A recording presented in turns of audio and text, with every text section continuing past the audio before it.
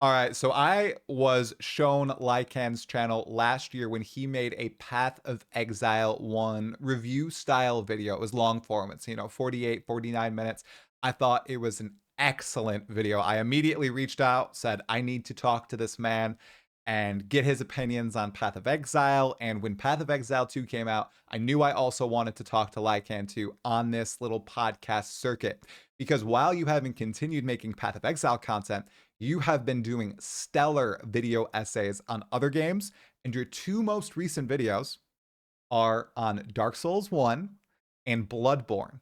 And they are 3 hours and 4 hours long. Man, I listened to them. Such thorough critiques. So, my first question is, you've been playing a lot of Path of Exile too. Are you going to make a 4-hour thorough critique of Path of Exile 2? That's a difficult one. I probably will make some kind of Path of Exile 2 video. I'm working on one now, and the reason why is I want to get a few smaller videos out in between my big Souls critiques because they take a long time to make. So I want to get something out between there, and I really want to make a PoE video, but I'm not gonna make a like big critique of PoE2 at least Yeah, until full release because it doesn't feel fair when it's in early access to I feel be you. doing a massive critique of it. What do you mean, like, you can't release 3 critique videos a week and really milk the Path of Exile 2 content train? Come on, what? Nah, I'm not all for that. It will be one smaller video now, and then in full release, I might do a big video. It might be a kind of smaller one. I'm not sure, but I'm working on one now. I'm working on a Okay. PoE2 video. So how have you been enjoying Path of Exile 2? We'll talk about the latest patch in just a second, you guys, but I want to get like in surface level thoughts on the game so far. Yeah, I think the game is great. I think it's setting up to be probably better than PoE1 in a lot of ways, and it's shaping up to be, I guess, more of an action game than PoE1 was. And I think that's a really good direction for it to go because the sort of direction that ARPGs they haven't really taken. They sort of stay within where the systems or where a lot of the gameplay is, and the actual playing of them isn't really as big of a deal as the creating your character, getting your items. But PoE2 is a little bit more, at least in the campaign, of an actual action game, which is a neat direction. I'm really liking it so far. Most definitely. Now, where are you in the campaign or in the game itself? Or have you played Endgame or have you just been sticking to the campaign for the most part? Oh, I have like 200 hours. I've played through the campaign on every class, and I've taken monk and ranger through the end game. Okay, so we are talking to an assured Path of Exile 2 veteran already. I had no idea. Holy crap. Well then, okay, so you are well aware of the playing field here. Obviously, Oh yeah, Grinding Gear Games just released their intentions for Path of Exile 2. What are they doing, man? Did you watch that patch reveal?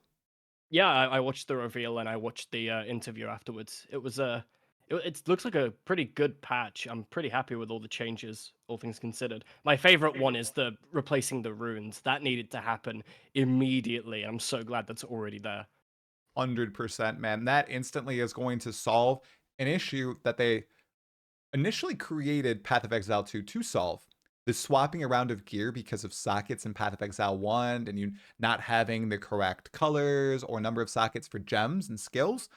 That was just basically ruins in Path of Exile 2, right? Because you'd find this cool new piece of gear, but it's like, oh man, my resistances to get totally screwed if I equip this, right? Yeah, it would constantly with me. I'd find an upgrade and I just couldn't equip it. So it's probably my favorite change, even though I like all of the things they're doing with like the end game and whatever. My favorite change out of all of that is just the overriding runes. That just felt like that should have been there on release, and I'm glad it's here now. 100%. Okay, well, actually, before we dive into that patch a little bit, Lycan, I didn't know you played every single character to endgame, through the campaign at least. That's very interesting because you're not too active on social media, and I didn't want to, pick your brain in Discord or anything. So, of the 6 classes released, which one did you enjoy most playing through the campaign on? And which one just completely fell flat, if any of them did? I really enjoyed the monk. I think the early game is really well designed, and I like. The melee feel of the monk feels really good as you get further on. I think it gets a bit too zoomy, PoE1 zoomy. Maybe that'll be a topic for later of how fast it is in the late game, but that feels like that's a balance thing. They can change that around with numbers, but I feel that monk is just probably the best designed class from a design perspective overall. And my least favorite was probably mercenary, but that has more to do with the crossbow. I think there's a lot of issues with the crossbow in general. And I think that yeah, that one felt really, really bad. I didn't even finish the campaign on the mercenary. I Ooh. couldn't do it. Ooh, see, I'm actually in agreement with you on that. Like, and I tried to play through the campaign on the mercenary privately, not on stream or anything. I got through Act 1 and it just feels jank with the crossbow and with the grenades. And it's interesting because a certain sect of people just thoroughly enjoy that playstyle. It just must be a different mindset, which is good that Path of Exile 2 can cater to those different mindsets. I'm really fascinated that you didn't put warrior at the bottom. Are you a pro warrior, anti warrior fan right here? Maces, shields, and the like. How do you feel about those? I think a lot of what Warrior has going on in terms of design is really good. I think there's some really good ideas there. I think Warrior just comes down to tuning. I think there's just a Mm, lot of tuning that needs to be done. hmm. I do have an issue with the idea of total attack time and not really being able to scale attack speed.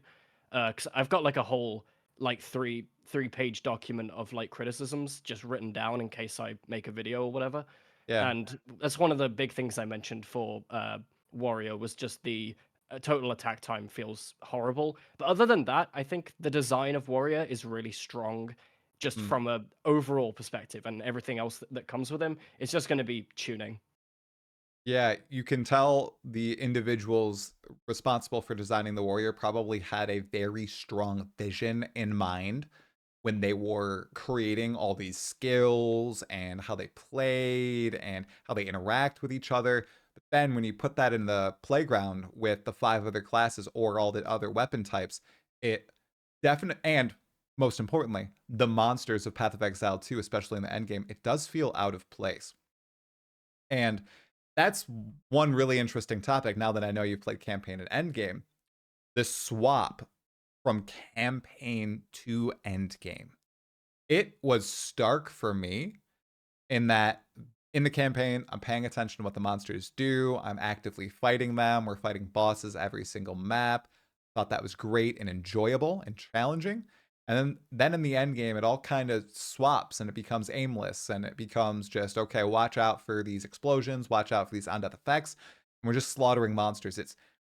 It's a real janky experience in my view. What are your thoughts on that now since you've played through the end game on a few characters now? I have pretty much the same feel. It's like they went into PoE2 and designing it of we want to make combat better. We don't like that PoE1 is just you press a single button and the whole screen dies. And they want to make PoE2 more of an action game. They want to bring people in by it being more of an action game, and they want that style of gameplay. I would imagine throughout. But once you get even to Cruel with a lot of Yes. characters, it just goes back to PoE1 of usually just holding down a single button and clearing entire screens. And it just doesn't feel like that was intended. It feels like they've done a lot of testing of the early game and making that feel great. And I think it does. I think they've wholeheartedly succeeded in their goal when it comes to the first like 3 acts. But the moment you get a high level and you get a lot of stats, it's just everything turns straight back into how it was. And it's a difficult problem to solve. It's a difficult problem to solve as a design team when you're working in a genre where you're adding so many stats and different layers of progression. You've got like items, you've got your passive tree, you've got the gems, you've got all of this. How are you supposed to have that and also have this meaningful, good action game combat? It's a very difficult thing to do. And if they can do it, then I think it would be amazing. It's just I worry how possible that actually is.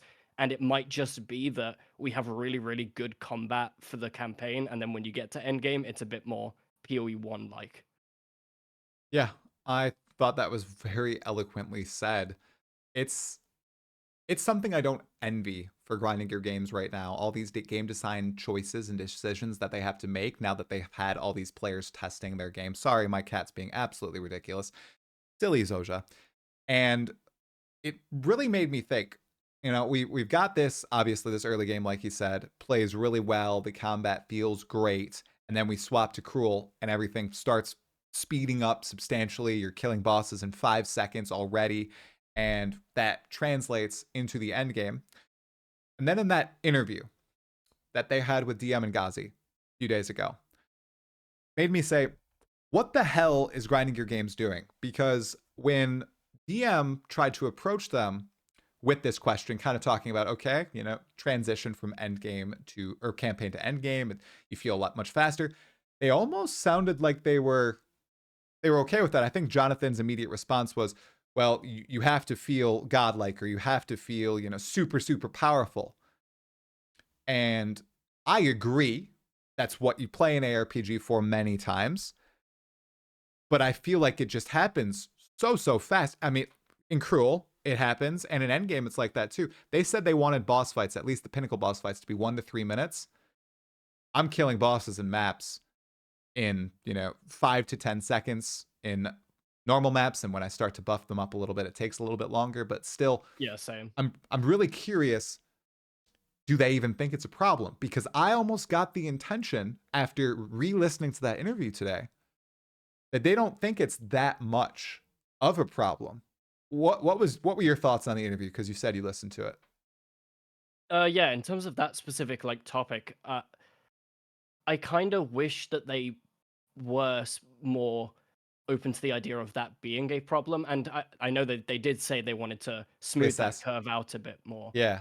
They wanted to make it a bit more of a gradual thing, because right now it is like at some point in Cruel, depending on your character and your build, a flips switches, and you just go into. It feels like you go from PoE 2 to PoE 1. It Yeah. feels like there is just a sudden thing that happens. Something on your build comes online, and all of a sudden you're destroying things. However, I have started an SSF run recently, and that one I am in Cruel, and it's bosses are taking about a minute to 3 minutes, and it feels like that build that I've made, that feels like this is what PoE2 should be throughout, but it's just because my build is like it's an off meta thing. It's a arc crit Stormweaver that's like not optimal in the slightest. I didn't want to play Spark because everyone's playing it. Um, so I made an arc crit, and like I'm not amazing at making my own builds, but I can do all right sometimes. And that build, it's like, wow, this feels like what PoE2 should be for everything. And it feels kind of weird that they weren't a little bit more like, oh yeah, we've understood that this is a bit of a problem. This is like one of the core things that we need to solve. They seemed kind of cagey about it, and I think I know why. I think there's a very, very large contingent of the Path of Exile 2 community that really, really likes the PoE 1 style of you just kill everything really, really quickly. I feel like the wanting the more action game combat is uh, not a widely held opinion by many who play PoE2. At least of the old PoE1 players. Yeah. I think with the newer PoE2 players, they probably are thinking like, where did the combat go? But I think GGG with that answer. I think the reason they were a little bit like not really answering about that really is that they don't want to upset people. They just want to work on it in the background, see what they can do, and whatever happens, happens, and the community will have to get used to it when changes are made. I hope that that's the case at least, because yeah, there's definitely a contingent of the PoE 1 community playing PoE 2 who probably don't want the more action game combat throughout. That's very sound reasoning. And no matter what people might say about that interview, I saw a lot of opinions. The developers were very transparent throughout the course of that interview. People, Twitch chat, were dunking on them for not knowing the answers to simple questions about the game and needing to look at each other and everything. I find that very refreshing. They're not instant, they don't have everything memorized, and they don't have, you know, okay, if you've ever done public speaking or you've ever done interviews, you have to do a presentation. Usually a lot of times people say, okay, well, if you don't know something, have this canned response ready to go. Okay, so you can blast something off and you can sound intelligent and kind of just politician-y, slide it away. Okay, you're answering it, but you're not really answering it. Instead, Mark and Jonathan were just like, yeah, well, actually, let's think through this. Is this how this works, or maybe we gotta go check back into it, or no, maybe you could see like every time a little thought popped into their head, they just said it. It's so refreshing. I really like that.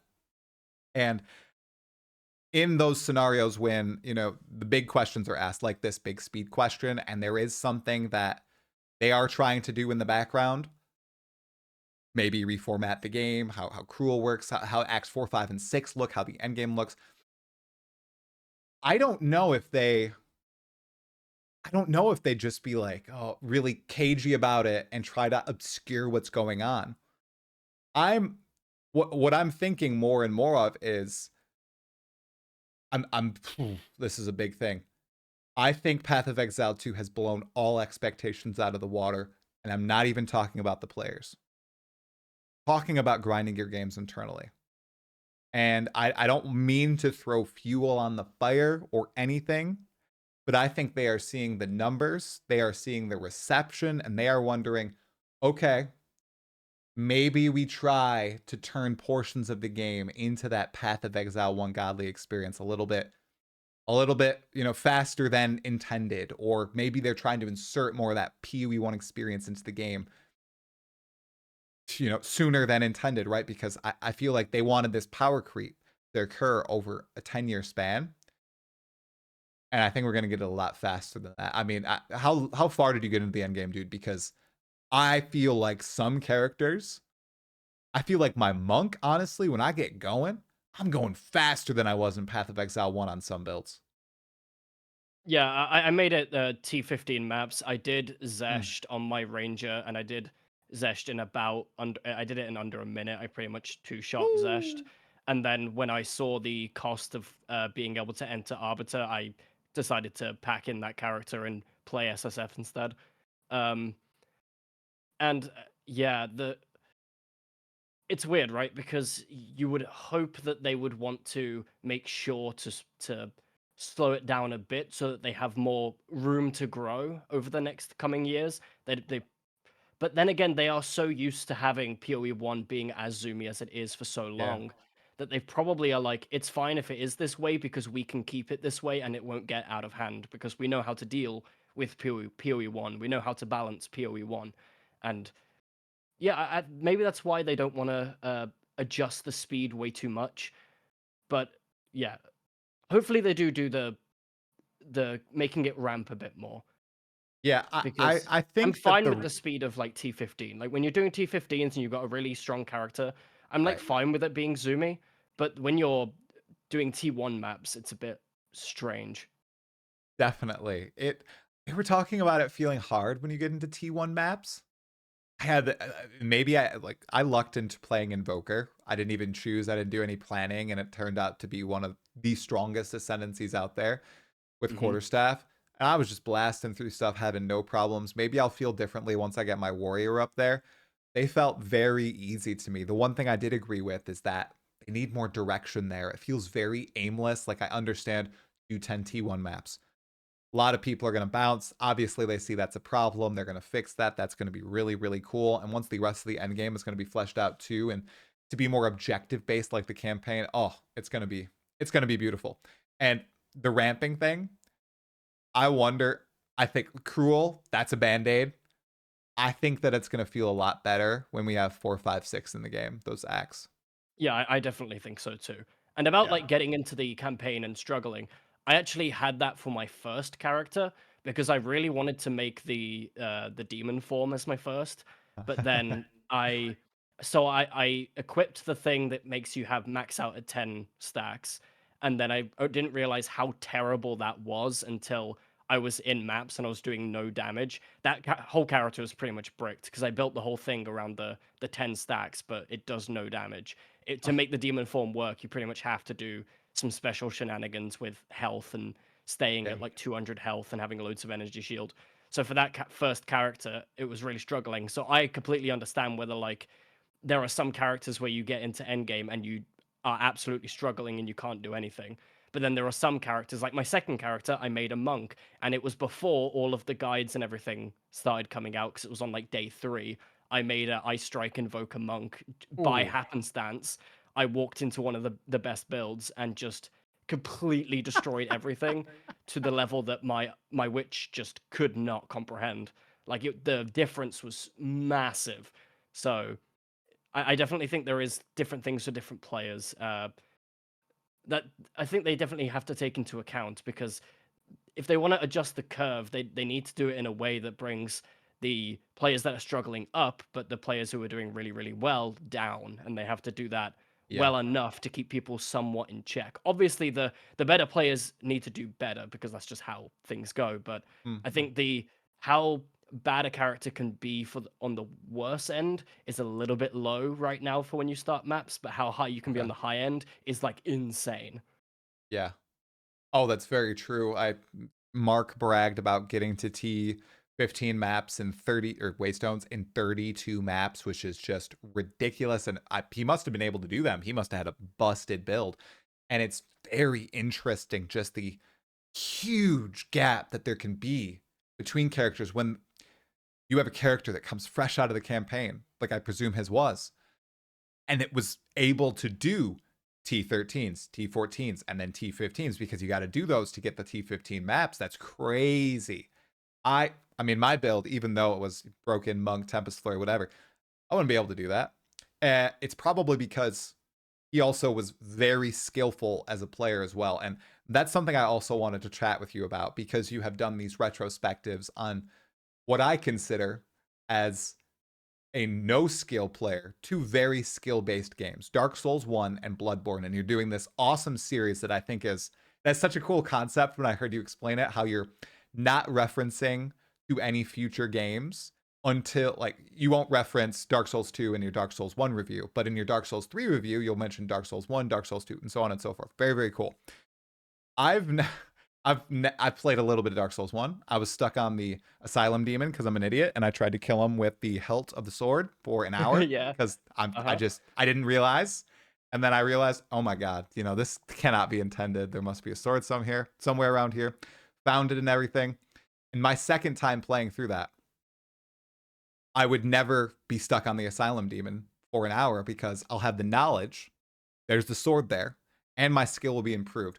So I'm curious to hear your take on this player skill and player knowledge debacle here, because a lot of people that first week especially hated Path of Exile 2. And I tried to poorly, I think, say, hey, in a month's time or your second time, third time through, it's going to be so much better because your knowledge is going to be way up here. And it doesn't matter if your skill is down here or here or here or here. The knowledge alone is going to allow you to overcome the obstacles in PoE2. What are your thoughts on that? Do you think that Path of Exile 2 is comparable to a Dark Souls in which, skill derives almost everything and the knowledge aspect can't help you dominate the game, or is it a little bit of a mix of both? I definitely think it's a lot more. I think it depends on when you're looking at it. Right at the beginning, when you're in Act One, I think it's quite a decent amount of mechanical skill and a little bit of knowledge as well. Uh, the knowledge definitely goes a long way, especially with item acquisition and everything like that. But there's definitely a degree of mechanical skill that is required, at least in Act 1, 2, and maybe 3. Although Act 3 seems to be when most builds start to at least get going to the point where not as much mechanical skill is required. So I do think there is some mechanical skill required, and I think that's a good thing because if GGG wants action game combat to a certain degree, for action game combat, you need combat which you can get better at Yeah. to the point where mechanical skill does matter. So I think it should matter. Uh, and I want it to matter a little bit more in the end game as well. But so yeah, I think it's fine in the end game, and it's definitely it definitely requires some mechanical skill and some learning. If you're a new player, you need to learn how to dodge. You need to learn how attacks work, your attack times. Learn that you can animation cancel. Learn all of these things. Uh, And I think that's a good thing. I like the fact that there is a level of mechanical skill required to play through the game. And I think a lot of people aren't really looking at it as much now, but the moment a new league comes, when they don't have twink gear, they don't have any gold, they don't have anything like that. It's especially true if you start playing SSF now. You have to use your mechanical skill again because you can't just get items. You have to dodge and use your mechanical skill because you're at the mercy of whatever the game decides to drop for you. If you drop something amazing, then it doesn't really matter with your skill as much. But yeah, it's definitely a little bit more so on the mechanical skill side, especially more than PoE1. PoE1 Yeah. has a degree of mechanical skill. I'm not going to say there's none because there definitely is. Like the fact that the same speedrunners win it all the time is proof that there is mechanical skill involved. But PoE1 is a lot more of knowledge checks throughout the game, whereas PoE2 feels a lot more like you're getting a mix of knowledge checks and mechanical skill checks.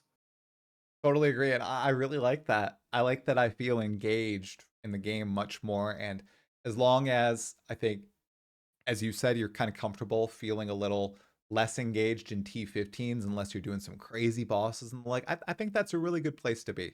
Once you've maxed out your character or you're near max, the what, maybe 80th percentile of characters, you can relax a little bit, or if you don't really want to progress in XP, you can relax a little bit and everything. It doesn't feel as stressful. Now, with all that being said, Lycan, the question, is it fair to consider Path of Exile 2 a Souls-like game? Okay, now here's the big rant because I PoE2 knew being it. called a Souls-like has annoyed me since people started doing it. I have replied to comments on Reddit when I've seen people saying I don't want a Souls-like as my PoE. It's been annoying me for so long, and I'm finally going to be able to rant about it. Okay, so some of the biggest pillars of Souls games is animation commitment and stamina limitations. Neither of those are in PoE. The only similarities between PoE2 and a Souls game is the fact that you press the dodge button when the attack is about to hit you. That describes like 99% of all action games. People who call PoE2 a Souls-like are outing themselves as never playing any other action games before other than Souls games, or they've not played anything other than ARPGs. It's PoE2 is nothing like a Souls-like. It is far closer to like a Devil May Cry, like a Bayonetta, anything like that, than it is to a Dark Souls or a Bloodborne or a Sekiro. It's nothing like a Souls-like, and I get so annoyed when people call it a Souls-like. Lycan, but Bayonetta-like doesn't flow off the tongue like Souls-like, dude. I'm just kidding. I Yeah, but totally Souls agree. like Souls like means something. There is like so many mechanics that go into how something is a Souls like. The fact that you have to dodge things, that's in like every action game. Try getting called out in his own podcast. Oh my goodness, the chat is insane. I hate when people call this game a Souls-like, as someone who has played 2 hours of Souls-like or actual Souls games. Okay, even just playing an hour and a half or however many hours of Elden Ring I played and an hour and a half of Dark Souls 1, I was able to easily ascertain these games are nothing alike. Okay, you hit it, your head. I mean, the whole fatigue or stamina and being needing to commit into something, perfect. What do you do all the time in Path of Exile 2? You uncommit from things using your dodge roll, right? What are you doing all the time in Path of Exile 2? You spam the hell out of that dodge roll. You cannot do that in Souls games at all. Like they're so different. And the thing that I think, tell me if I'm wrong.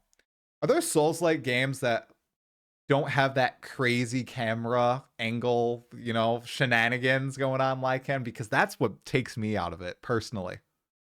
A lot of them try to emulate From Software's camera, which is horrible because FromSoft's camera has been absolutely abysmal for the past 10 years, and they have just not done anything to it or changed it. And it's so annoying because they show that they have the capacity to do it sometimes, but then they sometimes don't.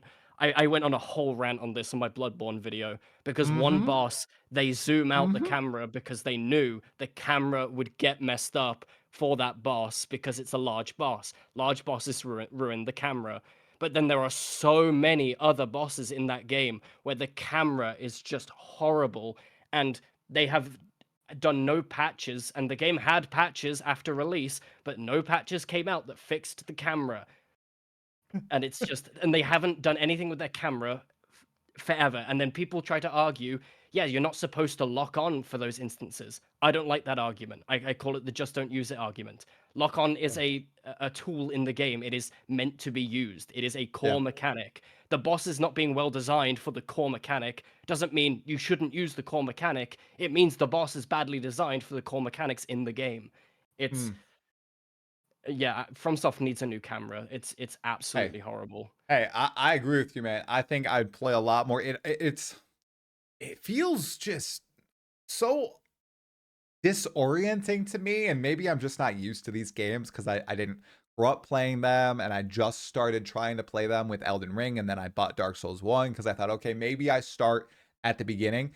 It's so odd as someone who's played MOBAs and CRPGs like Baldur's Gate 1, Baldur's Gate 2 to go into that, that's what always it just throws me out every time. And maybe Yeah. if there was a game that didn't have that, that held all the other elements, I would be more into it. But thank you, Lycan. I needed someone who was a commanding domain matter expert to talk about this because I have no, grounding in Souls-like games. And every time I talk to someone about this, they also don't. But I knew you did. So thank you for that excellent explanation for everybody. I really appreciate it. Yeah, no probs. I just I want to get it out of the PoE community of people calling PoE2 Souls like. I absolutely hate it. I wish they would just call it like it's an action game. Like I hate everything being called a Souls like nowadays is the bane of my existence. But the bosses are souls like, well, they're just bosses, everyone. They did a good job with the boss fights, just Yeah, like they're From just good Sauce. bosses. Yeah, From Sauced. What did I just say? From Sauced? Oh my gosh. They do a great job with the boss fights too? It doesn't mean it's a Souls-like game just because the bosses are rad. Speaking of bosses, Lycan, do you have any favorite bosses from Path of Exile 2? And then for the fun of it, maybe Bloodborne for people who have played Bloodborne in the chat. My favorite bosses. Okay, I'll start with Bloodborne. Just quickly, I'll go. Lady Maria, Orphan of Kos are probably the top two, with Father Gascoigne as a close third. Hot take: there are about four or five good bosses in Bloodborne. The rest are horrible. Uh, you're gonna have to watch my video for the full breakdown on why. There you go. Because Watch it, there's a guys. It's lot good. of explanation on why. But for PoE2, I really like a lot of them. It's really hard to pin it down. I quite like most of the act bosses. I like the Act 2 boss in his second phase. I don't think he's all that great in terms of design for phase 1, but I think for phase 2 he's pretty good. And I really like Doriani. I really like Viper. Um, I actually really like the Silver Fist. I think it's like I think the telegraphs for it are really really good. Even if there were like I think the roll is a bit annoying, but other than that, I think the Silver Fist is pretty good. And there is only one boss that I actively hate, and that is the Chimera. I want it to get out of the sky, please. Uh, I yep. actively hate that boss. I think it is the only badly designed boss in the game. I think the rest of the bosses are well designed. They have like some of them have issues, some of them have problems in terms of design, but I think the Chimera is the only one where I'm like, no, this is just a badly designed boss. I don't think it's well done. Yeah, I think many people will agree with you on that, especially in the Trial of Chaos. It feels more egregious because the area is so much larger Yeah, when I you encounter agree. it. Oh, Because you're just oh, chasing it around because like it will disappear and even the boss health bar at the top will just go away and you're like, well, now I need to find it again, and then it suddenly lands and you've got to fight it, and then you fight it for a second before it flies up again, goes somewhere else, and it's like, ugh, yeah, it's I have to it's chase it's it a again. super rough one. Was there any? So I know you said you liked Jamanra, the Act 2 boss. Did you get stuck on any of the bosses in particular, or were you able to down most of them being a Souls-like veteran or Souls veteran? For my first playthrough, I think I first tried all bosses up to somewhere in oh yeah, I first tried all bosses until I got one shot by the Dread Engineer in Act 2, because that attack is absolutely insane, where it does the chases you around and flails about with its Oh, hitbox hold that's up. weirdly Oh, telegraphed. hold up. You one-shot Geonor? Yeah, I did GNO on my first try. What? No way. If you're a good player, I can totally see that. Now that I know all the mechanics, he's very easy, but he's still such a good boss. That's Yeah, crazy though. I think he's Congratulations. really well done. Thank you. Yeah, Yeah. it's just I think having experience with Souls likes and other action games, it's just it comes naturally to press the button when it's about to hit me. Right. And I think that's something that a lot of people who played PoE1 and only really play PoE1 and needed to learn that yes, there is a bit of mechanical skill needed to play PoE2. Like myself. I'm pretty much a PoE 1 and Guild Wars 2 player the past 5 years or something like that. But I Yeah, am I've never been able to be a one game person. I always play right. a bit of everything. Like even when I started playing PoE1, my friend was surprised when I was like 2 weeks in and had like 200 hours. He was like, "You've never been like this. You always play a game for like 10 hours and then dip. Like, what's happened to you?" And it's just, I don't know. ARPGs just tickle my brain in a way that no other game genre has. So I'm just able to play them a lot more, but I still like to jump around between different genres and different games. Okay. I'll stick with ARPGs for a second, and then I kind of want to talk about these other games.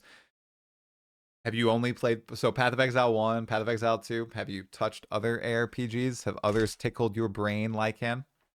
I've played all of the like modern ones. I've played D4. I've played PoE1, PoE2, Last Epoch. Um, I'm gonna say something that might make you sad. I tried Diablo 2 and I didn't like it. I might have to give it another try again at some point. It might be a bit too dated for me at this point, seeing as I have no nostalgia for it. Hmm. But I will try it again at some point. But I didn't like the time that I spent on it. But yeah, I've played all the modern ones and I like them all except for D4. Oh, jeez. No, it won't make me mad. I haven't played really any D2 since I was a kid, and I haven't really replayed it. But I think that does make sense. I think a lot of it, the game, people think it's good, people think it's godly, but I think a lot of like the controls, especially, are outdated, and I think a lot of nostalgia does drive that sort of controls. Like when I downloaded Reborn or Resurrected, my goodness, and the way you control abilities, at least as a base, like by the F buttons, your function buttons, and it Yeah. seems so odd to me. I don't know. It was weird. I haven't played a lot more of it, but no, there's no hate here. Last Epoch. Did how long did you play that game? I have about 100 hours in total on Last Epoch. I really liked it. I played it a little bit before it released. I played it when it Oh, okay. released, when they released the Pinnacle boss, and then their recent refresh. Basically, every time that there's been a refresh, I've played it. Yeah, I like it. I just once I get to once I get to empowered monoliths, I Mm, sort of just I can't anymore. It's just way too repetitive. Like even when they released the Pinnacle boss, I got to like the third or fourth key and was just like, I just can't get the rest. I'm just too bored at this point. I want to play yeah, something else.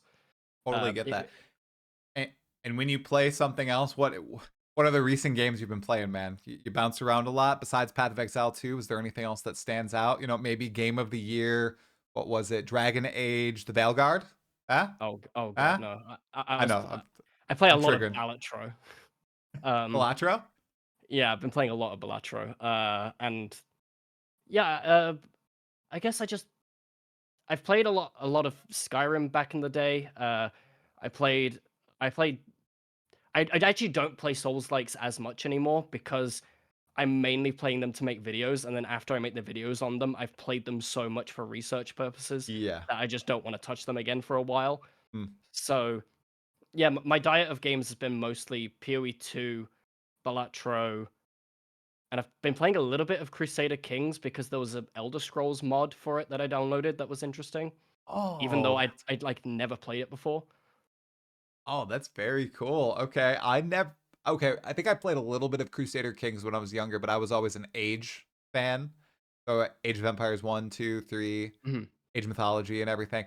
I am on the Age Mythology stint. Not again, but last Friday I was supposed to make a video. And instead, I got into a game with my brother, brother in law, and friend. 2.5 hour match, dude. Oh my God. Crazy. Yeah, I really like the playing strategy games multiplayer. I tried that with Civilization 6 with my buddy one time, and it was really fun. Yeah. Now, and they're releasing another one, right? Civ 7, is that coming out? I think so. Sid Meier's Civ 7?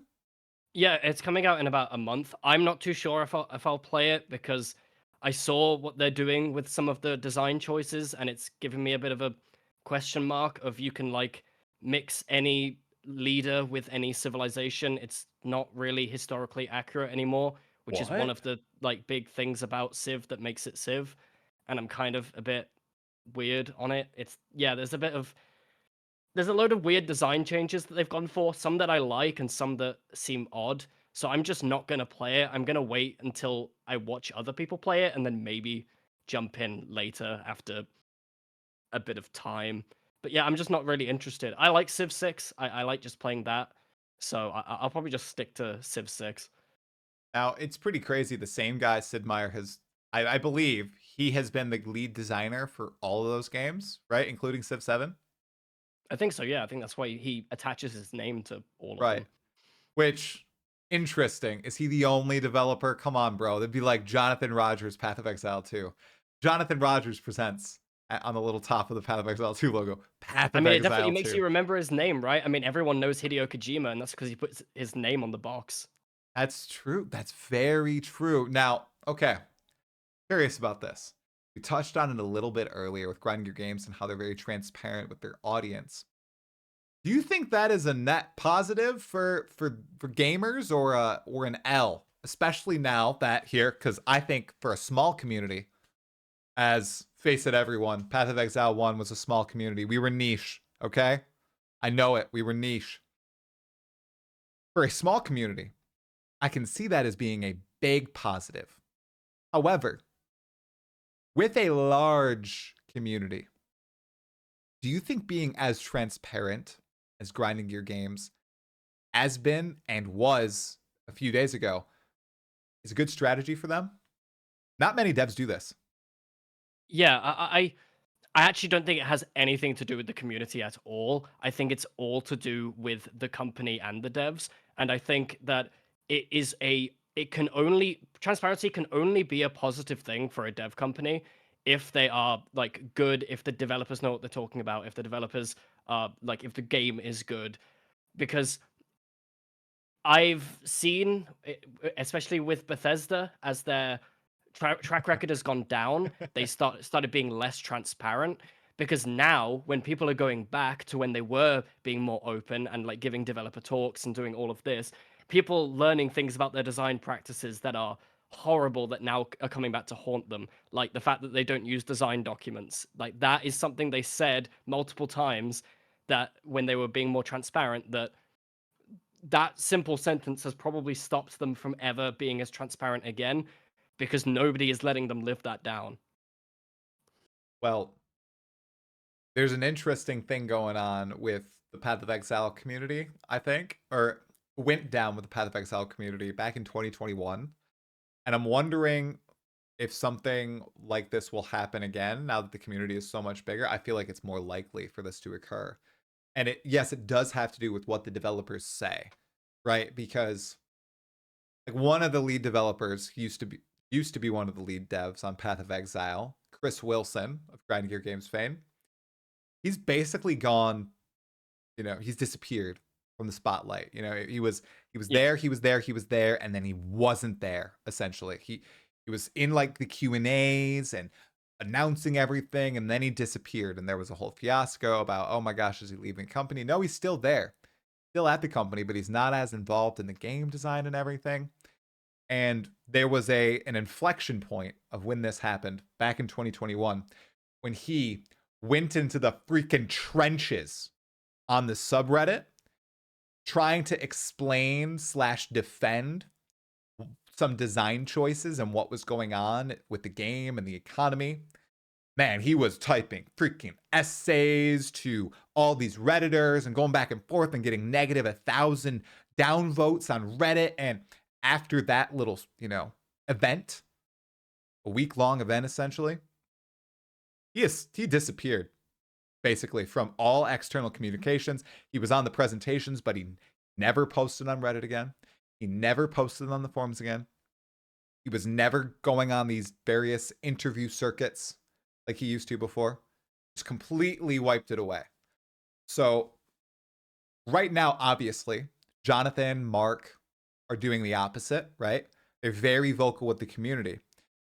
But I'm curious, is all that it takes, is it one poor interaction that goes awry for this to all go away? Like I'm starting to get a little scared of that happening and grinding your games blowing up and almost becoming like those companies that I used to follow the games of, and I so dislike the way the developers treated the community. Or I guess that's so weird of saying it like that. Just the way that they approach the community.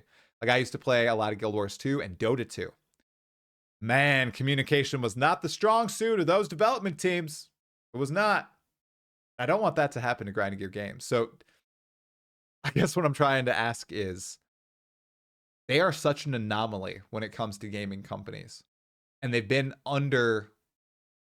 almost like underrated, I feel like, for very long by the wider gaming populace. Do you think that might shift when they become, seemingly a huge a huge game?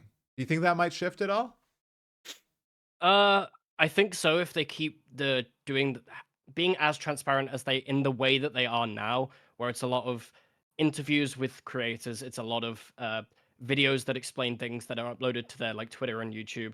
If they keep everything like that, I think it should be fine. I don't think they should get under the same flack. I think it's just I think a lot of just I think you should save social media for the social media managers, because social media will just be a cesspool unless Mm. you have the sort of skills necessary to speak to the community. I mean, there are so many stories of creators having meltdowns. Like just recently, season 2 of Arcane was absolutely horrible. There are many people who like it. Oh. It's a hot take, but I think it's absolute garbage.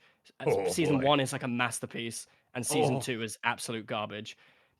And there's so much criticism for it. There's like a good amount of criticism, and the showrunner went onto Reddit and did a whole long Reddit post and was replying to loads of people, and then he went on Twitter and was replying to loads of people really passive aggressively, saying things like, "We've made you feel more than you've ever felt watching animated characters." And it's like, dude, have you not seen Wally? It's like, uh, yeah, it's just, Very hot it's take, according to chat. Very hot take, like him.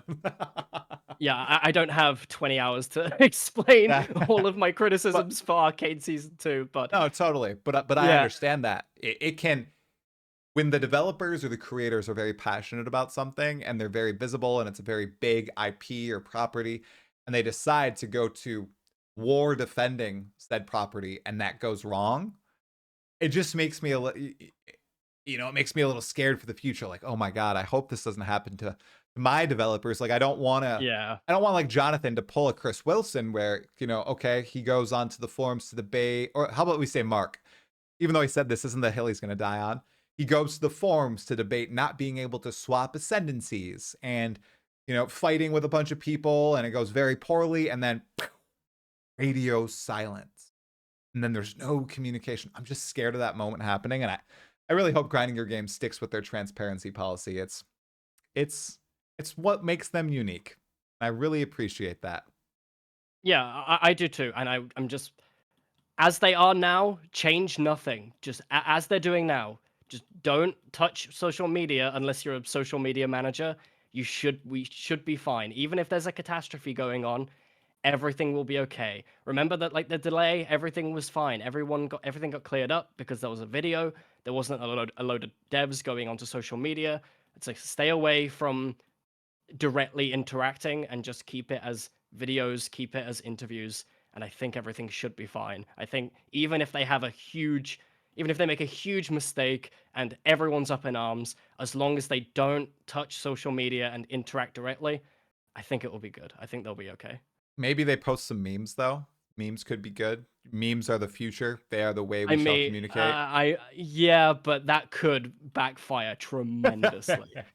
That could either be like their saving grace, or that could be like their biggest downfall. There is like the community could take that very, very weirdly, depending. True. True. I think the newest Val Orb meme is pretty funny. It's with the oh man, I can't remember the name of the Yeah, like meme, the but Keck W guy. yeah, the Keck W guy. Oh my gosh, that Val Orb. Oof.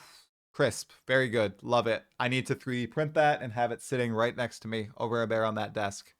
It's beautiful. I just love every single time someone posts a good item. The reply is always Val or no balls, and it's always the top Oh yeah. reply. I love Yeah. that. Are you corrupting your items at all, dude, in PoE2? No, I'm too scared. I'm No too much of balls? a wimp Okay. to Got it. Okay. yeah, no balls. I don't corrupt. I'm Especially since I'm I with was you. in Trade League and everything was like, oh, I finally, after ages, found another Divine Orb. I can finally get an upgrade. And it's like, do I really, all this time I spent to get this Divine Orb, do I really want to vow this? And it's like, no, I don't. I'm fine. I'm fine with it just being 10% lightning res. I don't need to increase it. It's fine. 100% on the same boat, dude. I just can't bring myself to do it ever. So I've corrupted, I think maybe one thing, and it was when I had that corruption altar in Act 2 or 3, and I haven't corrupted anything since. Like in the campaign, if I'm at that corruption altar, I'll just be like, oh, what piece of gear don't I care about? Oh, I have this belt that's kind of like I haven't changed in like a couple acts. I guess I'll just val it to see what happens, and I'll just do that. But other than that, like in endgame, no. In campaign, yeah, I don't really care. The only thing I've Okay. been using my val orbs is for the trick where you use a jeweler's Gems. on your gems and then val it to get the extra slot. It's a good idea. It's a good idea. I should probably do that with all my skills. I have not been trying that, even though Yeah, it's I've been pretty doing good it just for odds. easy four links. Yeah, Because yeah. all you have to do is like it's like one exalt for like 20 jeweler's orbs. So I was Oh just yeah. getting a load of jeweler's orbs and just valing and There you just go. to make Yeah, I should. sure I get four links. Now Yeah. that I'm playing SSF, that's a little bit harder because I actually have to Uh-huh. find the jeweler's orbs and the Yep. vals. So I haven't Yeah. been doing it in SSF that I've been playing recently, but Yeah. back in Trade League, I was doing it a lot. Yeah, dude, I'm playing Hardcore Solo Self-Found right now. It's a whole different game, man. Oh my gosh. Oof. Yeah, I agree. But I will say I definitely feel like there's a bit of drop rate things that need to be adjusted because I did not upgrade my caster staff for like 4 acts. Like I got a decent one in Act 2 and I didn't get another upgrade until beginning of Act 6. So Now I'm curious. I So feel like yeah, there's I a bit of wanted to circle changes. back to, the patch and future of PoE2 as we're almost at an hour here. I'm Mhm. curious, so aside from what they addressed in the patch, do you think there's anything else that's imminent that they need to look at quickly and address, or at least in that very, very, very soon economy reset and content patch put into that's quite apparent in the game? Because, like you just said, maybe drops or some method of helping you upgrade set items. I will argue that it's really, really cool that you have the opportunity to find these excellent items in Act 1 that you might not even swap out until Act 5, but then it also feels bad that, oh my gosh, I'm not upgrading my staff at all. This is kind of unfortunate, you know? Yeah, especially when I was going a crit build and it's like my staff has +4 levels, but it's got no crit on it. I need I to get like a wand so I can get crit on that and be able to use a focus. I don't want to be using a two-handed staff, and I just could not find a wand that had gem levels at all. I was checking the vendors every single level, not a single wand with level to lightning skills. Yeah, It, see, it that's was a my bit. my wife did that. She's playing a Sork, playing Spark. In Act 1, I think, third area, she found a rare. +3 lightning spell skills, 55% spell damage, 20% lightning damage, and I think it was cast speed or something on it. And I told her, yeah, you're not going to find a better staff for quite some time at all. Yeah, I think there's a lot of problems with this is probably a bigger topic, but I think that casters should work more like attackers, where the weapon is incredibly important for the damage, and it's not mainly based on levels and links. I think that casters' itemization is a lot less deep than attackers is overall, just based on you have less mods on gloves, you have less mods that you care about on your weapon. Your weapon is kind of you don't really care about it except for the level to some degree. Like obviously there's other things that you like on it, but the level is like the only thing you're really looking for. I think that casters should work more like attackers. That's a bigger topic, and that's a bigger change for the game that I don't think is reasonable to make. But I yeah. wonder how that will feel when there's the entire array of options in the game, or I guess, Path of Exile 1 has always felt like that too, where at least weapon itemization isn't as massive for casters as it is for attackers, even though there's a lot more power you can get from your items in that game due to all the different influence types and methods how you can edit your items. That's just not present in PoE2 right now, and it was really curious to hear them say on the crafting versus gambling thing how they're like, yeah, we're on the side of slot machines essentially, and as more content's added to the game, there will be more methods to change items, but for now, this is going to be it. This is going to be the base. That was very interesting. Do you think there's Yeah. anything that comes to your mind as a Path of Exile 1 player, or just, ARPG player in general, that should be prioritized as coming to the game? Some manner of editing items or crafting? Ooh, not really. Like, I kind of like how it is right now. I just want to be able to do it more because I think their idea of the slot machine thing being like very very random.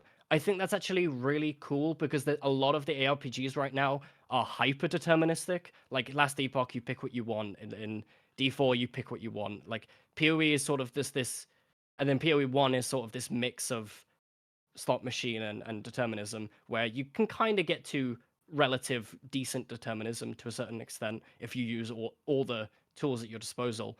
I kind of like that PoE2 is different where it is a lot more random. So in that, I would like it to be that we are getting loads more currency to do loads more crafting. I think that that would be really, really good for the game overall. I'm definitely feeling that more in SSF when I can't just buy whatever I need. I want to craft more. I enjoy the crafting. I want to put currency on my items. It feels good to do so, and it's just the game doesn't let you. And it's that just so I think they should lean more into the less deterministic side, but let us do it Okay. a lot more.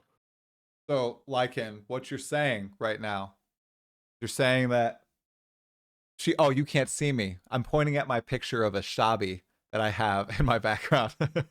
Are you saying that Harvest will never make it to Path of Exile 2? Man, I don't really interact with Harvest in PoE 1, so I'm not gonna talk. How could you? I'm not at liberty to speak about Harvest. Oh, okay. Well, that's fine. That's fine. She'll make it in another way. I hope. I hope we get a Shabi. She's one of my favorite NPCs in the game. Okay, I just want Lycan. Exsanguinate. I want the skill Exsanguinate. I play Oh. Exsanguinate Scion every league in PoE 1 pretty much. I Well, want Exsanguinate in the game, and I was hoping, oh, Blood Mage, they'll probably add Exsanguinate for Blood Mage. They did not add Exsanguinate for Blood Mage. dude, I was just gonna ask you, what are you looking forward to most coming up in Path of Exile 2? Certain skill archetype, certain class. Sounds like blood stuff. Yeah, well, actually, I would Oh, really like if they added Exsanguinate, that would be awesome, and I would probably really want to make a build with it. But the most thing that I'm excited for is two things: swords, because I want to try a build where I use both swords and crossbows, jeez. like where I swap between them, and maybe do like a mercenary where I focus on the witch hunter that allows you to have loads of dual spec points, where I switch between. Uh, and that's if the game isn't as one button build heavy when Okay. that eventually releases. So I'm Okay. excited for swords, but weirdly enough, I'm really excited for flails. I'm really interested in what the skills will be and what they'll do with Yeah. flails, Yeah. because that just seems like a weapon type that is not touched very often, not just in ARPGs but in video games. It's just flails are not touched really. So I'm very very interested what they're going to do with flails and Templar, just overall.